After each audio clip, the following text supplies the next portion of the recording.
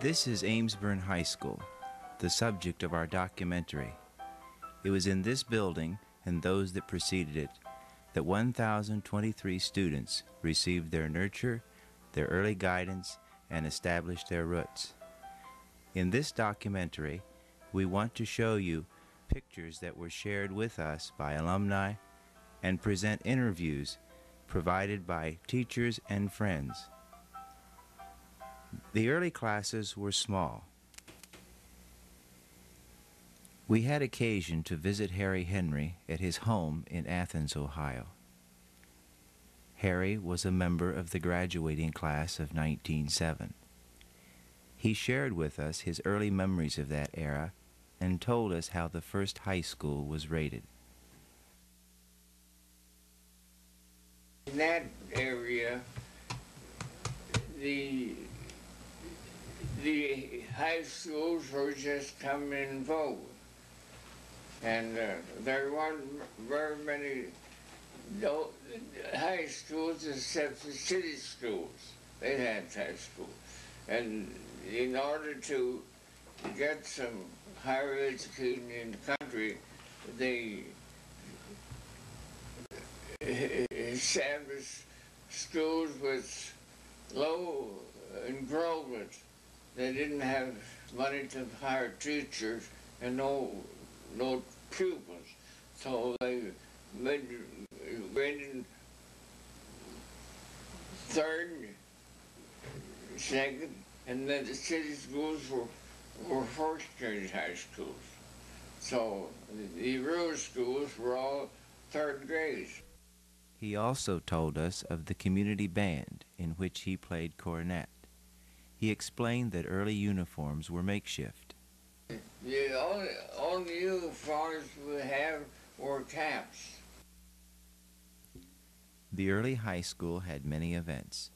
These included athletics, music, and oratory. The 1900 graduating class was also small. Maud Gibson Linscott is the only living member of that class and the oldest Amesville alumni. We asked her about her earliest memory. I well remember my first day in school.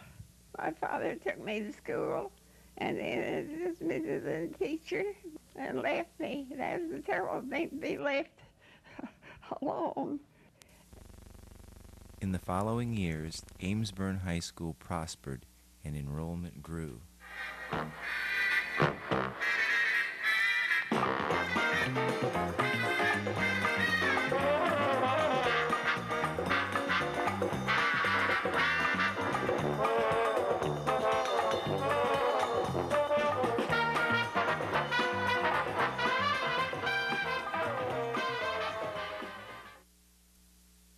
We talked with Nellie Woolley and Julia Starden, alumni who returned as teachers.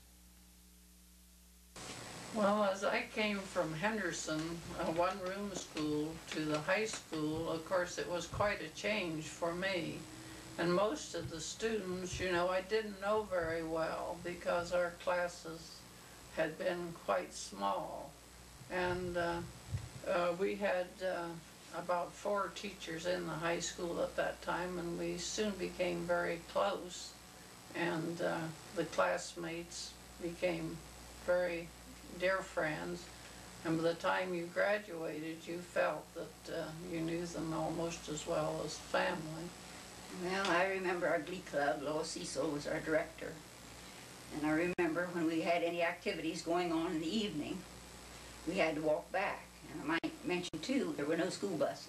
We walked 2 miles to school, and then we walked 2 miles back. And if there were anything going on in the evening, Dad had to carry the lantern ahead of us, and we would walk to school or walk to the entertainment or whatever it was, and then back home again. So that made about 6 miles in one day. And the roads were bad, mud roads.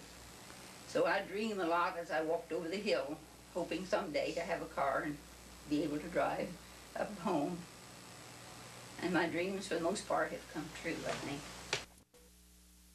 We also spoke with Albert Gardner, a former administrator, who recalled an earlier time. There were two principals. Lucy Bell Evans was there when I first started into high school, and then I think Don Goddard was there for a while. I think he was there maybe when I graduated. Both very good, stern people. Lucy Bell Evans, I think, she was a real stern disciplinarian. She was the sister to Wyatt McDaniel's wife, whether you knew that or not. But I remember she taught me Latin. What little Latin I learned from her. And that was the only language that we could take was Latin. We played basketball outside in the dust because there was no gymnasium. And the basketball court was directly in front of the old high school building, and which was torn down when the new elementary school was built.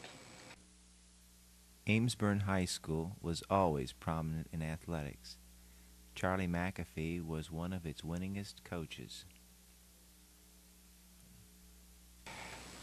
Well, I like coaching, and I suppose basketball was my favorite. And then you get in a community like Amesville where basketball there was a lot of interest, and then we were successful, and so consequently I suppose basketball fascinated me more than any other sport, although I love baseball and worked at that hard. And I think I would have worked at any sport I coached. I love coaching and working with the young people. I think that's it. I think you get closer to young people through coaching than any other thing I know of in this world. And I think that was a big thing. But I just liked all the youngsters, really I did. I fell in love with the community, and I think you have to do that. I fell in love with the community in Amesville. I remember that Chuck Eckert, I believe, was state winner in shot put. And I also remember that I always came in second, never first, because Lydia Smith was in my class and she could outrun me. And so she always got all of the 75-yard dashes and so on, and I'd get to be in on the relay races and things of that sort. I remember Clyde Gibson used to take us after school to practice for the tournament.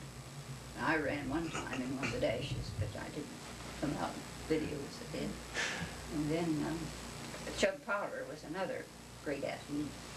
He could play basketball and he could throw the shot put very well.